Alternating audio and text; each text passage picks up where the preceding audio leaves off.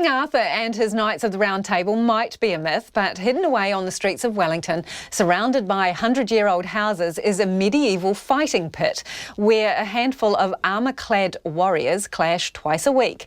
And now one woman in the Wellington club is taking her pole axe all the way to Serbia and the Ukraine. Our reporter Meriana Johnsen went along to see one of her training sessions. It's like a scene straight out of Game of Thrones.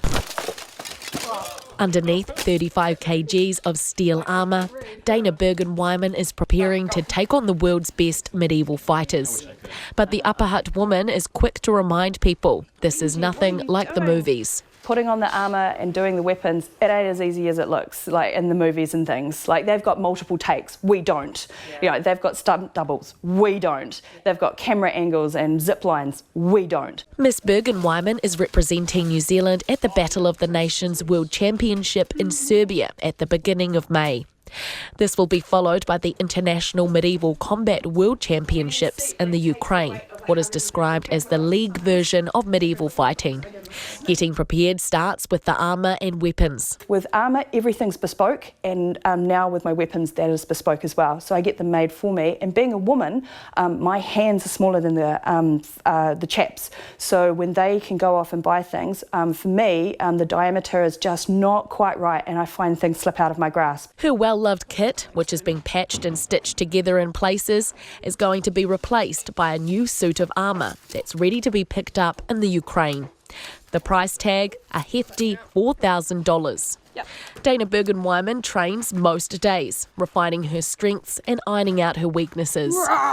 For me, I mean, you could probably guess that being a heavier woman, my first strength is that I can pack a punch, but there's got to be an opportunity cost, and it's normally cardio. So therefore, I will never chase a lighter competitor around because she's just going to out-cardio me. She's tight-lipped about her exact training as to not give too much away to her opponents. It's not just preparations on the battlefield though. Getting 2-metre-high pole axes through customs requires a lot of paperwork. We never say weapons, we say sports equipment.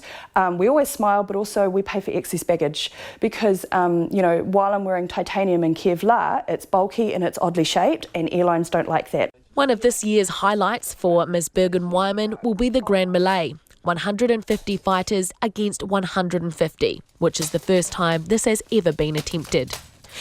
During the 1-minute round, fighters earn points each time there's a ringing sound when the metal hits the metal. Fresh from around, Justin Harris is also representing the club at the World Champs. He's previously won a silver medal in the longsword category 1 vs 1 at the IMCF. He says when you're in a fight, you often can't see or hear. The other body's right there and they are throwing things at you and your vision is just getting shocked from the impacts on the side of your head. You just have a moment where you can't see clearly all the time and you know, you're trying to throw your own things as well, and yeah, feeling the strikes, and it's just really intense. What do those impacts feel like? Just getting smashed on the side of the head with a huge object. Sometimes you can smell ozone inside the helmet from the force of the blow. With just 2 weeks to go until the first competition, sweat, blood and tears, everything is left out on the field. Miss Bergen-Wyman gets overwhelmed as time is called on the match.